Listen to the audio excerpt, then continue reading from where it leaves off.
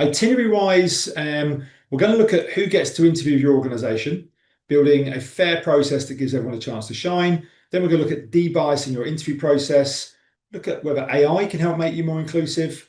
And those are our main topics. I always think there's four, but there's actually only three. Okay. So, okay, cool. Let's get started into the main event, guys. Thank you for doing the survey. We're going through this chronologically just to remind you. So, the applicants are in essentially. That's where we've started from last week. Now we've got to decide, who gets to interview with your organization. Undoubtedly, there's a limit on the amount of interviews you can do. Interestingly, though, if you do build in more automation, more assessments before interview, and maybe even, in the future, an AI chatbot that, goes in and qualifies candidates a bit and just makes sure they're fully motivated, answers a few key questions, then, those types of things are moderately unlimited. Maybe there's a cost per assessment or something, but the chatbot will probably be unlimited. So at that point, you can gather what you might decide to gather more information and give everyone a chance to provide extra information before you look to make interview decisions. The only challenge with that sometimes is you can end up putting, too many requests onto your applicant base without, giving them, it's too much stick, not enough carrot. You're asking them to do this, and then can you do that, and then can you do an assessment, without saying, look, we really love you as a candidate. We're going to give you some time with us. We're going to invest some time in you, and we'd like to welcome you in here to interview. So you've got to get the balance right. But that's a side point. Let's think about this. Who gets to interview? How fair is that selection process when you're shortlisting?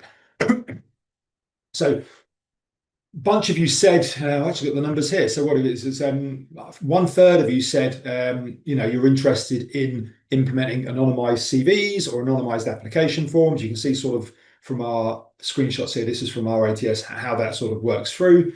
It just you can still read the CV, it just blocks out names and educational institutions. Interestingly, this can vary dependent on what the organization thinks needs to be anonymized. Some people might have an issue with managers having a really fixed mindset around educational institutions like red brick universities and stuff, and that might be something you want to address, in which case you can decide to block out names of educational institutions, things like that. And other times that's not the issue, it's simply more about names and date of birth and more traditional sort of issues around where unconscious bias leaks into the process.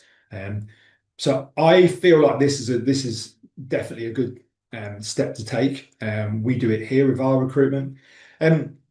What I would say is some of the pushback on anonymized CVs, and we touched on this last week, and there's a slide that reminds us of my pitch around, progress, not perfection. Some of the pushback would be, well, surely, if the candidate comes through here and they're called Blue Cat and the manager doesn't realize that they're, a 50-year-old woman, let's say, surely if the manager doesn't want to hire a 50-year-old woman or has a massive preconception about a 50-year-old woman wouldn't be able to do this job or whatever, then that's just going to play out when they get to interview stage. And that's a fair, reasonable comment. But if you felt like that, then you would never fix anything, because what you'd be saying is we're looking for one silver bullet that solves all of our issues around bias and inclusivity. And that doesn't really exist. Yeah. So what we've got to do is we've got to solve it here at this shortlisting phase. And then if there's a problem further down the line, interview phase, we're going to have to solve that as well, but one thing at a time. Yeah. And by solving it here and bringing a diverse group into the interview process, then that allows you to sort of engage and tackle that problem. If you don't have the diversity interview process, then obviously managers can't say, well, I can't hire a 50-year-old woman because we're not seeing that. All you're sending me is 22-year-old white males. Okay, so this is an interesting concept and it can help definitely. If you were rolling it out, I think it's quite nice to roll it out with a pilot, a small pilot with maybe a couple of hiring managers or a particular project or two where people are engaged and you feel like they want to do that, they've got similar values, their mindset has already had that makeover and they're very open to this. And maybe you can then do that, produce the evidence, and then suggest a bigger pilot or rolling out across the organization.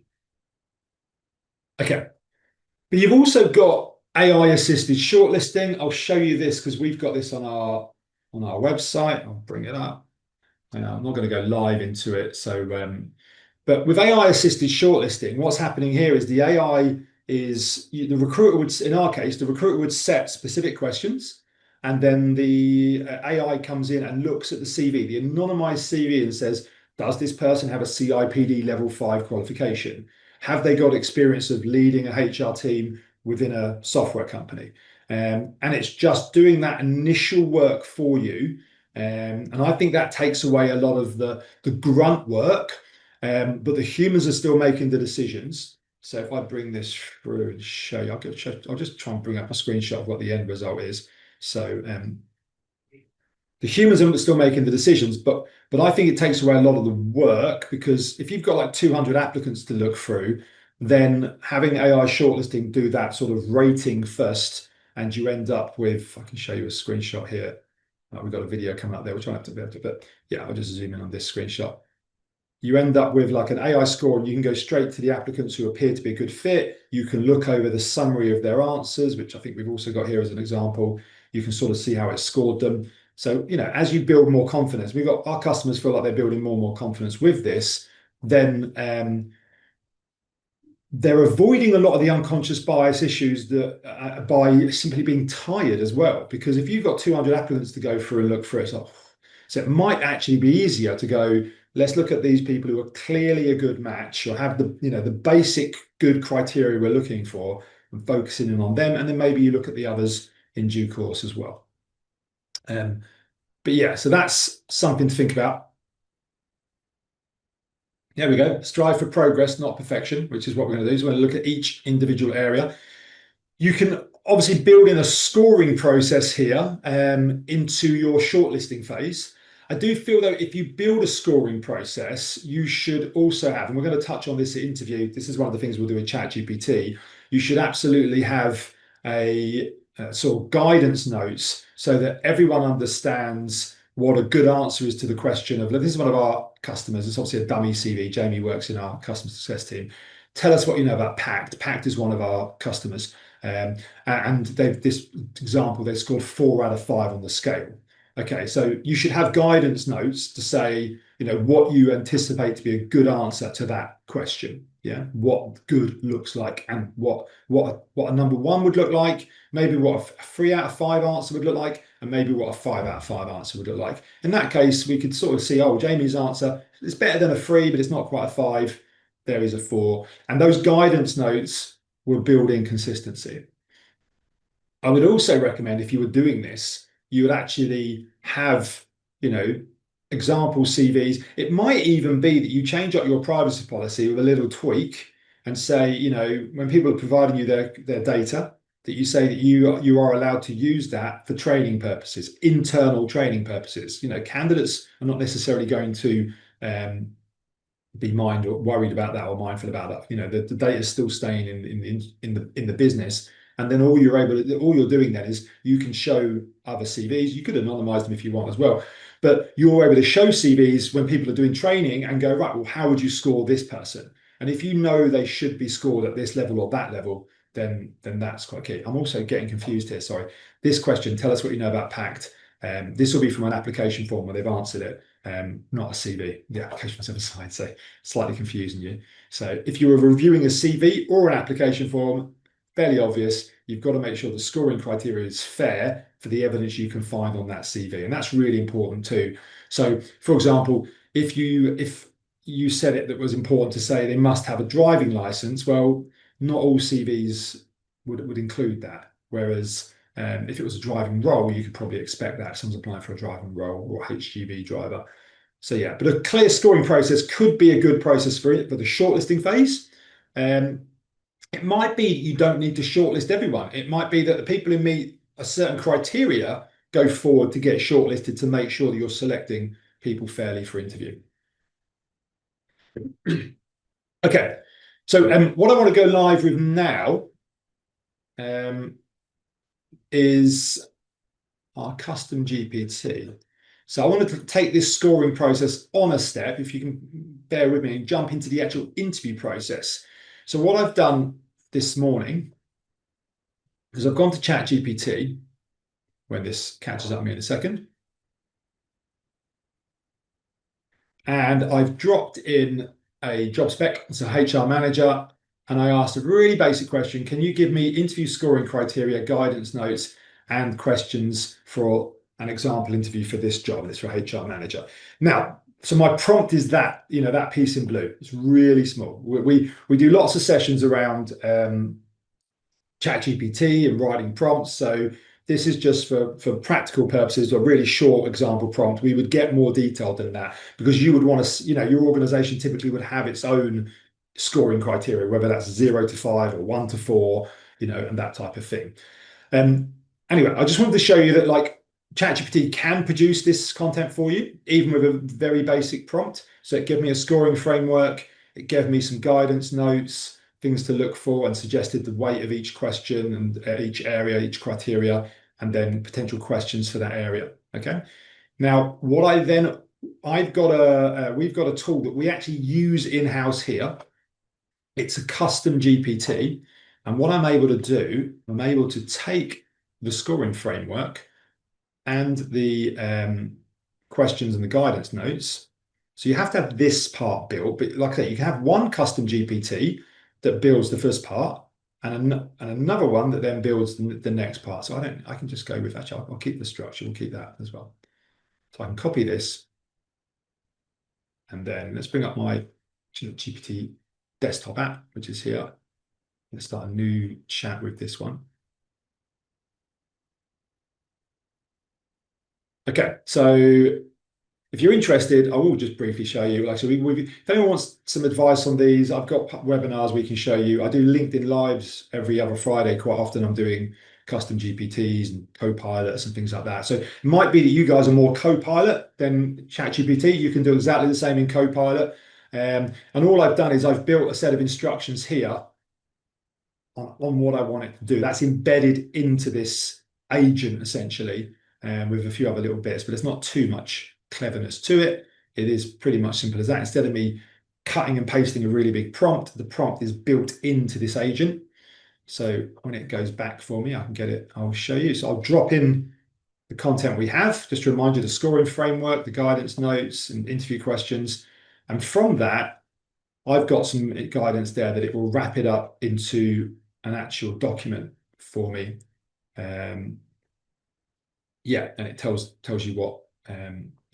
I would actually probably change this up and probably make it a little. Sometimes I think it's important to like have something that like guides the user to say start, welcome them. But I don't feel like you necessarily need to give it every word. It could simply say welcome the candidate, just to remind your person that's interviewing to welcome the candidate. But obviously, and it says outline the structure of the interview. So I actually think this would work better if I was tweaking it again, because I did it quick the other day because we've got a recruitment process going on here at the moment. My colleagues needed a bit of help. If I was doing this again, I would probably say add bullet points in here. So give us the outline of the interview, the structure. Just give me the bullet points of the things you want the person to highlight. Yeah. So they're not reading off a script, because we don't want to be robotic. We want to be friendly and engaging. And you can sort of see how this works. Introduce the organization, explore the candidate background, transition to scored questions. It sort of tells them, right, now we're going to move across to scored questions. So this allows you to sort of take whatever questions, whatever role, whatever it is, and to drop it in. And if you think about, you can make this document your own. So, the actual guidance and the way it flows through, introduce the organization, talk about the history of the organization, whatever it is you want to cover can be done. And obviously, hopefully, because it's providing to managers, all the things they need, then I think that's going to be a good step. In fact, I could actually even make it better, because I can make it start by drop in the job spec and we'll talk about the criteria. I'll suggest some criteria, then you choose the criteria, then we'll do this, then we'll do that, and then I'll produce you this document. So we could have made it multi-layered and more complicated, but I made it fairly quickly, to be honest. But you get the idea that you can actually use AI to build out these documents. So managers shouldn't really be walking into an interview and thinking on their feet, or just having 5 criteria they're going to talk about. This is really, really key. Okay, so that gives you a bit of an idea. Other parts, some of you said, how many of it was this? Like skills-based assessment, it's about 56%. So a lot of you were thinking about skills-based assessment. Now, there's two parts to skills-based assessments, really. You've got, the SHL, things like test partnership. Let me show you test partnership as well. That's quite an interesting organization. I don't know them that well. I've seen them on one of their stands at an exhibition, and I'm going to mention them for one reason, which I'll talk about in a second. So there's two sides to this. You've got organizations who have their own tests, okay? And I think that's definitely a good thing. There's a time for that, and there's a time for the alternative I'll talk about in a second. So this is test partnership, and they're doing various tests. You can sort of see solutions around, let's see what it'll say, aptitude and ability, personality behaviors, situational judgment tests. That's all built in there. That's all covered. The reason I mentioned these guys do a decent amount around, and there'll be stuff around this, around making them AI proof. Okay, so ChatGPT proof to a degree. It's a very visual, gamified, so it's not easy for a candidate just to like screenshot it and put it into ChatGPT and ask for the answer. So if you're using assessments, you do have that challenge. That's absolutely a challenge at the moment you find. And these guys tend to focus on that. I'm not saying that I haven't gone much further than that. I've literally had just a brief demo on their stand and they told me how in principle it works, but I've not gone deep into it.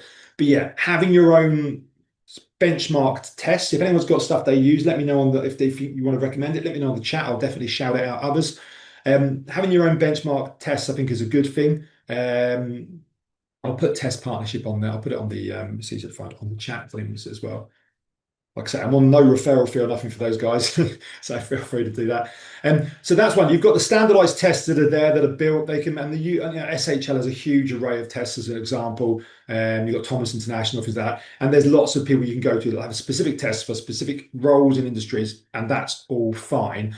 The other option you've got, the reason I've got Classmarker here, we use Classmarker, and that's a build your own test. And now that might sound like a lot more work, but I think in many occasions that works better. Okay. So we've just got a few set areas, a few like set tests that we build, and we build them for our clients when we're running campaigns, for advertising campaigns for them. So it could be that, imagine someone's coming in to work in the finance department for a law firm, okay? And you've got one of the things you want to assess is attention to detail. That's quite hard to assess at interview. Yeah. For an assessment, though, relatively straightforward to do. So you're going to be saying, well, what type of things are they going to be needing to pay attention to? How about invoices? How about spreadsheets with financial data on them? So all you do is get once again ChatGPT to produce you a dummy invoice for a UK law firm, with 2 potential obvious errors on it, and then get another one with 3 potential, and then you sort of get this content together, and you can just load it into the Classmarker, which is the platform, and you can give it to people and say, look, have a look at this. What are the errors? Blah, blah, blah, blah. Tell us where you think you found errors or not. And they'll work through it, show their attention to detail. I would also say people are moving back to paper-based tests as well because of the role of ChatGPT in this world. And it creates a completely unfair advantage, because some candidates will be like, well, I might try and use ChatGPT for this. And others are like, never even heard of ChatGPT and maybe at a disadvantage, and you shouldn't be using ChatGPT to cheat on an assessment regardless. So you've got tools like Classmarker. Classmarker is ridiculously cheap. Once again, I'm not on a referral fee for them, but we use that for a range of different tests. Other things we use it for, obviously they're timed assessments as well, which is quite good. We might show people like the equivalent of an email saying like, here's this email we've just had from someone interested in attending one of our events. They're asking these questions. Go to the internet, research information on our website, and reply back to them with an answer. Because one of the things we need here, and I'm sure you need in your organization, is people that can be work independently and function well, find information, without having to ask every time, and be spoon-fed everything. So that's something. And obviously situational judgment tests, once again, you can absolutely build your own situational judgment tests into ChatGPT. So you could build that as a custom GPT and give it to someone as assessment. Say, push this button, it would give you the content. You can cut that out and give that to someone as a situational judgment test. So I think Classmarker, a lot of the challenges was you had to write your own test. I think now you can use ChatGPT or Copilot, to give you the actual content. You need to check it, make sure it's good, and then you can build it into class marker quite easily. And that's definitely worthwhile if you've got an ongoing need. There's you recruit for this role again, again, and again, then absolutely. The more assessment you can build in, the more you're going to be looking for evidence to find the right decisions. Yeah. So any decisions you're making are based on, evidence that you can point towards. And also, you're hiring the best people. It's not just about being inclusive. By being inclusive, you are actually hiring the best people. Now, so one of the other things that you want to be thinking about in this whole area is measuring your results. And we'll talk about this more in the third webinar in this series next week. But when you come across, this is just an example of ours, you can sort of see, if I move myself out of the way here, you can see the average interview ratio is 2%. But if we scroll down here, for a British person, it's 4.9%. For an Indian person, it's 0.5%. Now, I don't know someone that's filling out ethnicity for India, and I'm not trying to be biased here. They might be based in the UK. Some of them might be based in India. Okay, so does that explain the 10-fold increase that you'll be more likely to get an interview if you're of a British ethnicity than an Indian ethnicity? So some of this stuff needs to be ironed out, and one of the ways this gets ironed out, by the way, that we happen to feel, our new reports, we're just building these reports now because we've got AI shortlisting running, we've got AI commutable distance that is literally about to land for our customers. So what we're able to do then is, firstly, customers will be able to see, who are the highest rated applicants, who live in the, a reasonable commute of the role. But also, when we come to look at this data, instead of looking at 3,000 people who applied, we would look at it and we would advise our customers to look at the people, the statistical analysis of the people who appeared to be relevant. Yeah, these people, the AI assessed them, they had the right skills and experience that the recruiter said they're looking for, and they lived in the local commutable area. So that's a good research group. Now we can properly compare these groups against each other, whether that's males, females, ethnicity, anything. We can go like, who are the highly rated relevant applicants?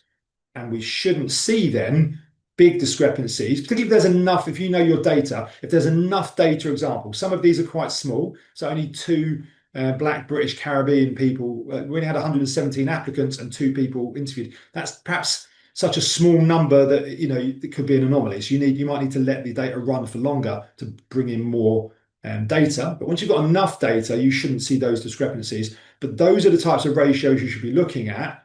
And when you say we're going to do training, we're going to change these processes, these are the types of numbers you should be hoping to move. Okay. Well, that's the first session, first part over. Let's look at debiasing your interview process. We've already covered some of this because I got a bit ahead of myself. But one of the nice things I like about the interview process is having a candidate charter. We've got this on our website. I think this, for a start, puts a lot of candidates at ease. You can share it to them after they've been selected for interview and say, look, here's how we look to respect and treat our candidates, and you can commit to all of the things you're doing there. So like the things that the steps we're talking about here, all of our interviews are screened, we screen anonymously. All of our managers have had full interview training, they've done an unconscious bias e-learning course, we take structured notes which are available to you if you want to see, all of the things that you want to do that you might decide to do, you can put it into a candidate charter, put it on your career site, and that's a really nice step, and share that. But the candidates will not expect that, and that's a really strong statement to say you're a professional, inclusive organization who looks after candidates. And then before you're putting people into interview, I would recommend that they have undergone some unconscious bias training. We've put together, or to be more accurate, I've put together my own unconscious bias e-learning course. It's only 30 minutes long. People say, Adrian, and there are lots of stories about KPMG implemented unconscious bias training, but and the CEO was dismissive of it. There's little stories like that you get into the press around this stuff. But I frame this as, my son's school has an anti-bullying policy. Do kids still get bullied at that school? Yes. But it's a lot less kids get bullied at that school than the school that I went to in my generation, where there wasn't an anti-bullying policy, and a real focus on it. Okay.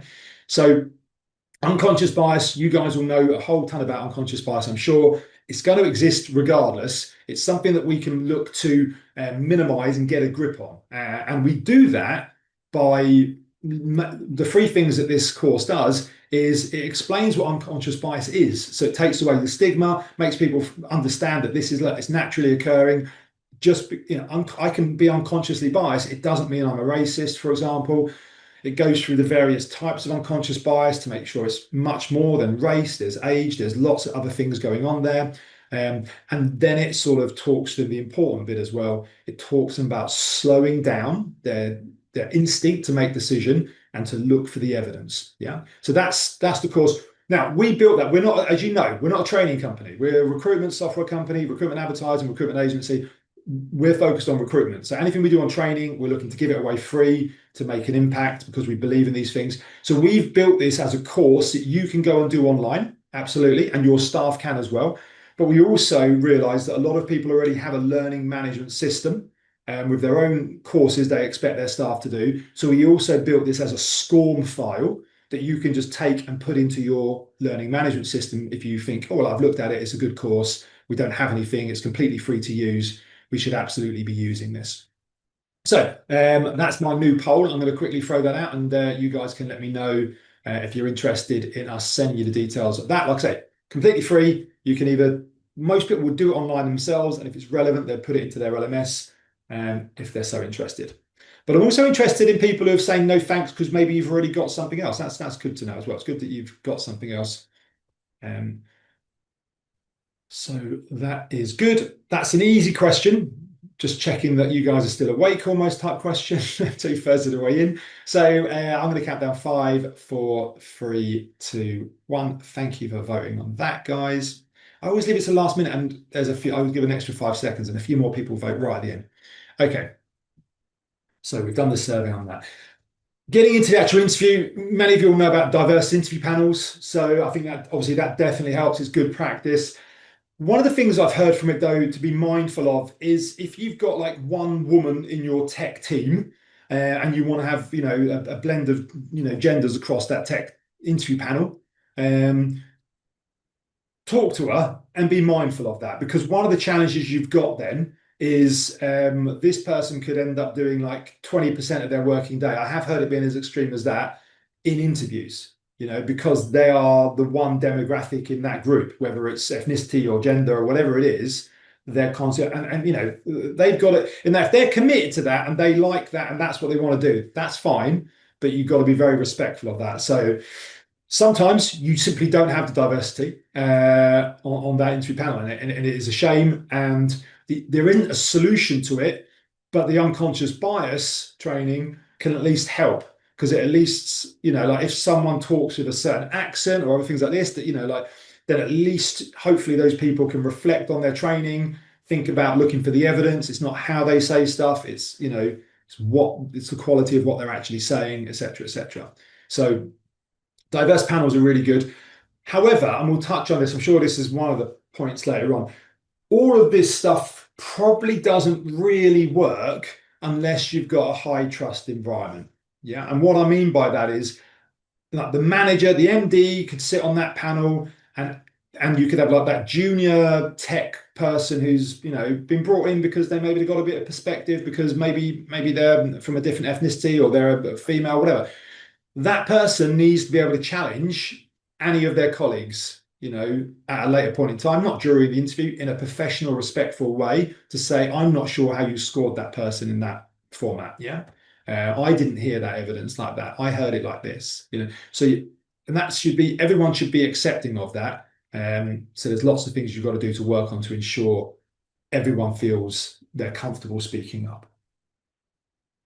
Outlaw back-to-back interviews. So back-to-back interviews are not great. Unfortunately, I'm leaving this webinar and going straight into an interview, which is sort of okay.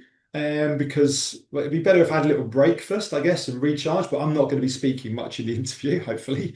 But you want to outlaw back-to-back interviews for 2 reasons. One, you get like that comparison bias. It's natural to start thinking and going, is this person better than the person who's just interviewed? That should not be the assessment. Is this the best person we've interviewed today? Should we give them the job? That's not the question. The question is, how do they meet the criteria? And do they meet enough of the criteria and all the essential criteria that they could do the job? And then you can decide who would do the job best.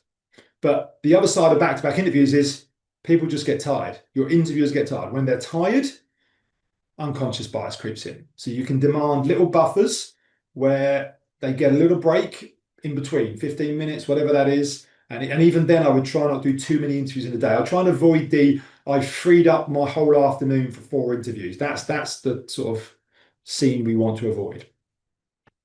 The other issue as well is you don't capture really good notes if you're going from one interview to the next interview. So I would definitely recommend that. In fact, I don't feel it might not be in here, but one of the tips I definitely recommend in a Zoom interview, but I would ask this separately and make it really neutral so the candidate can choose to opt in or opt out. There is no drama either way.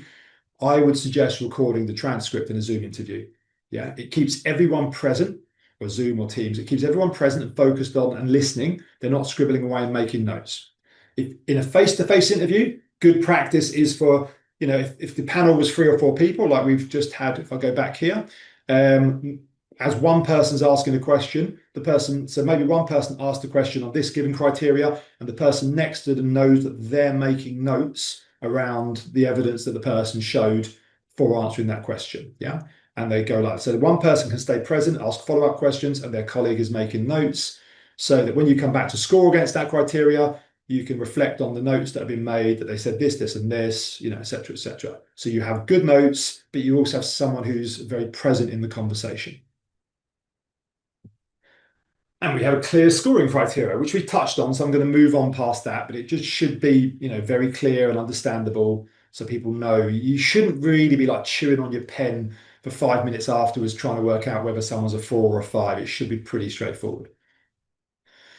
And then this is key, the well-managed wrap-up meetings. So what I was talking about before with a high trust environment.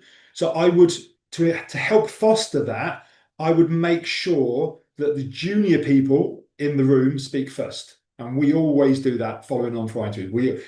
Because we actually score. We have lots of departmental meetings. At the end of a departmental meeting, everyone scores it out of 10. And the senior people score last, because if we score it high or something, everyone goes, oh, it must be high then. So we want to hear real feedback from people about what they got out of the thing. And it's the same here. Let the junior people speak first, and just be very respectful of that. Everyone should be able to challenge everyone else. You should be reflecting on the evidence.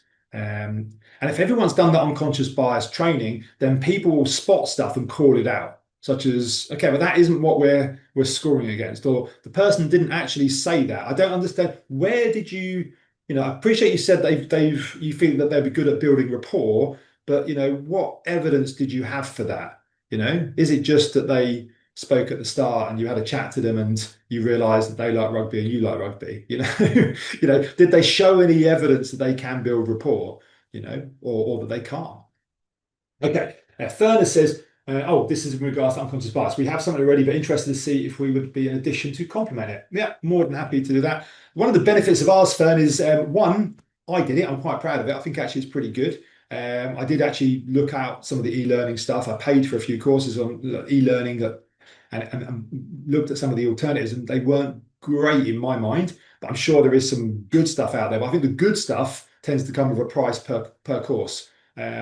Whereas the cheap stuff that even has a price per course is not as good as mine, I would have thought, but I'm being a bit confident there. Okay, and we said as well, we want to be analysing the results post-interview. Who are we offering, and how does that look? So all of these steps in the process, particularly if we're making changes, if we're doing training, we're doing better wrap-up meetings, we're taking better notes at interview, we're having a more diverse panel. If we're doing these things and we want to make sure that, are we seeing an outcome on the other side of it? Yeah. And once again, I think it's easier. Well, I think it's okay here because everyone who gets to interview now, we should be thinking they were relevant. We'd qualified them as candidates. So when you've got that big list of applicants, and we saw earlier, like the ethnicity challenge on that example, it wasn't easy to sort of say all of these people are relevant, therefore they should all be viewed the same. But now at interview stage, we can see males versus females here, and we can see the offer to interview ratio is for females it's 31%, for males it's 19%.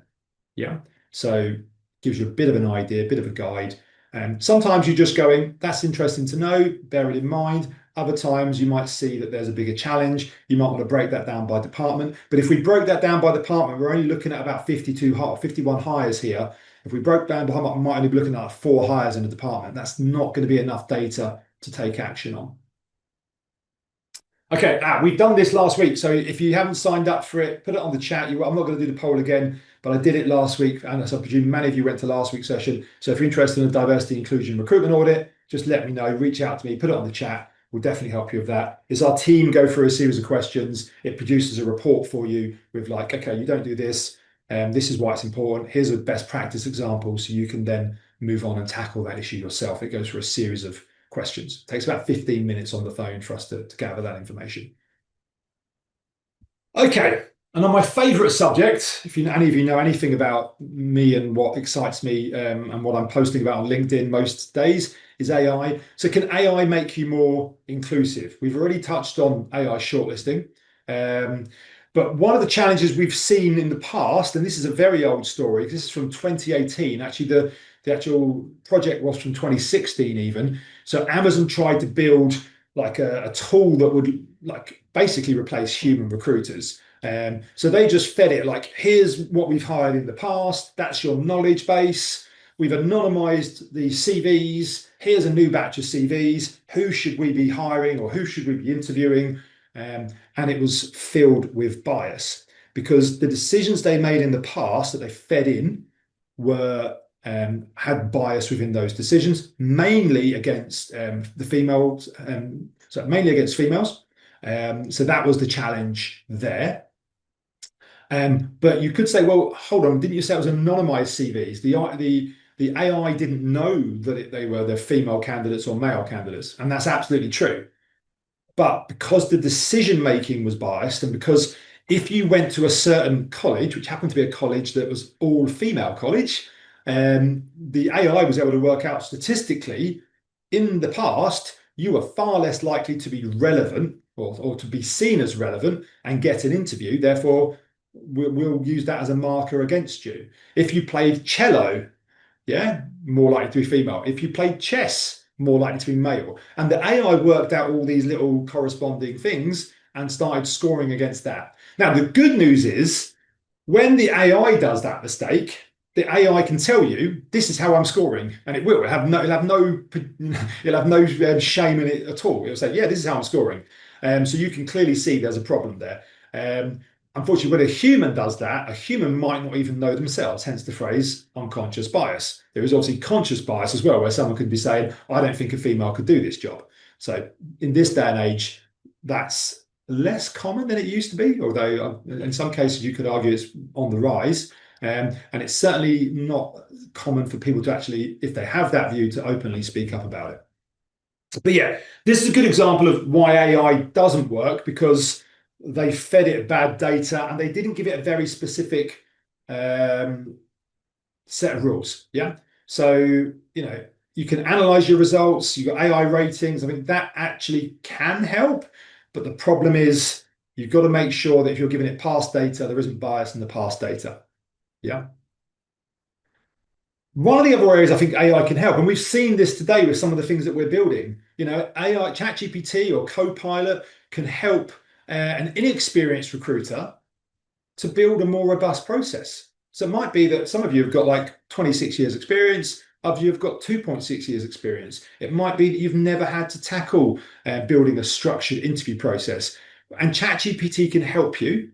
But I also say that the problem with all the AI tools is they will give you answers, and here's why you can do it. And then the experienced person has the wisdom to understand those 3 ideas are really good. That last one is not for us because that will cause this problem, or that, so the AI can definitely help take someone to the next level to answer questions. And if you're got to do an interview, I saw the other day, like people giving it a CV from like a science role that they didn't have a lot of experience in. It's like, what are the questions? Here's the CV, here's the role. What, anonymized CV, hopefully, because there's GDPR concerns if you just give it a CV, potentially. But here's a CV, here's a role, what questions should I be asking? Where are the gaps? Where are the things of concern that I should be looking to raise, and how should I look to raise them? So even someone that's not fully aware of all the subject matter, obviously the AI can fill in some of those gaps for them. Now, this is where it gets really interesting and maybe thought-provoking as well. If we're doing that Teams Zoom interview and we're recording it, we're going to get a lot of statistics from that. Yeah. And it could be that when I speak to a young female candidate, I talk very fast. Could be that I talk over them. Could be that I have a greater share of the conversation. You're thinking, I've had 100% share of the conversation this morning. Trust me, in an interview, I do want to hear from the candidate as well.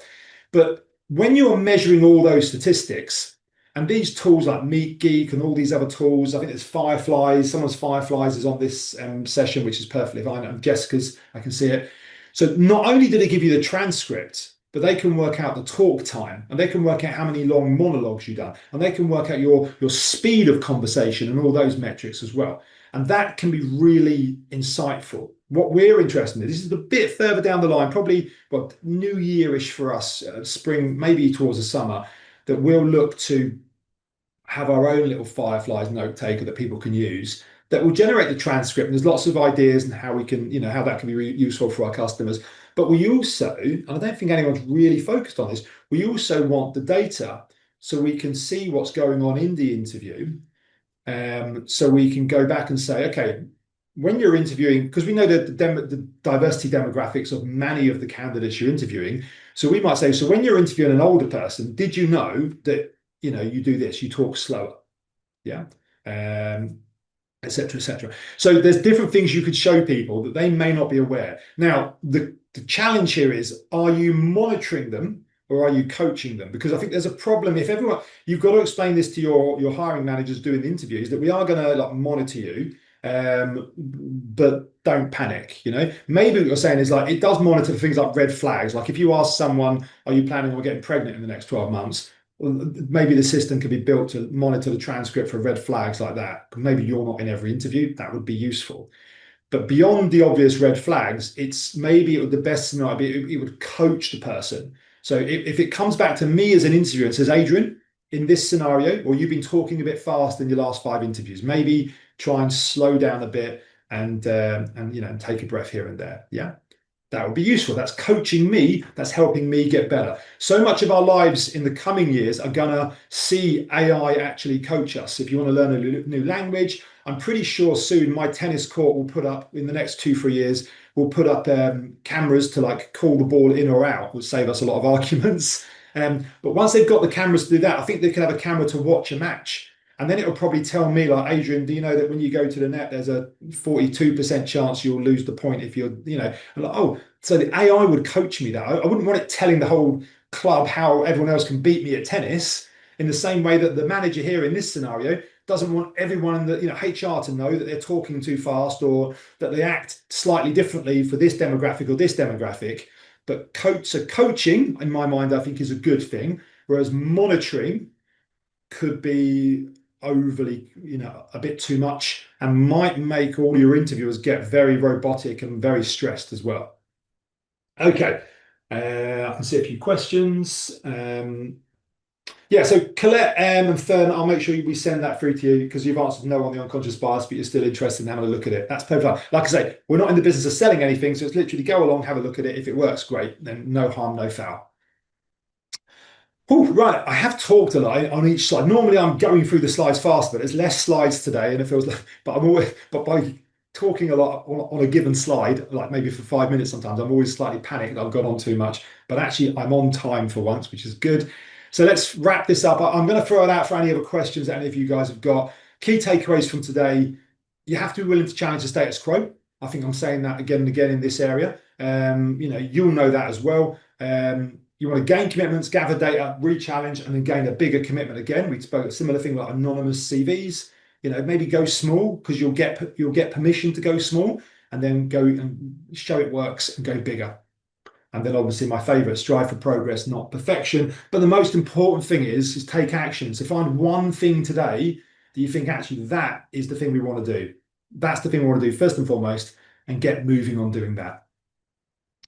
Okay, we're wrapping up now, guys. I will show you, where's my thing? The next webinar in this series, which I've got, I'll put it on the chat to you, which is Beyond Equal Opportunities Monitoring Data. So I'll put it here.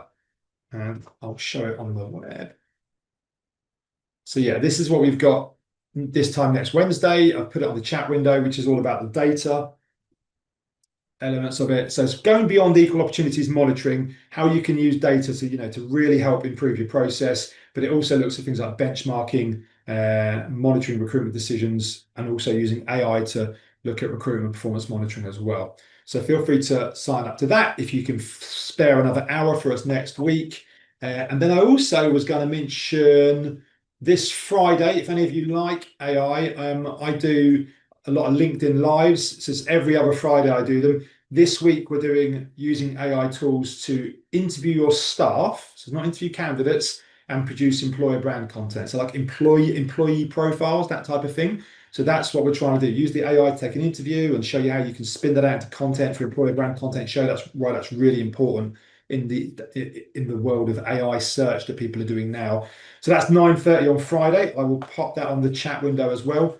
And that, I think I've sent so much into the chat window for you to do, or for you to explore if it's relevant.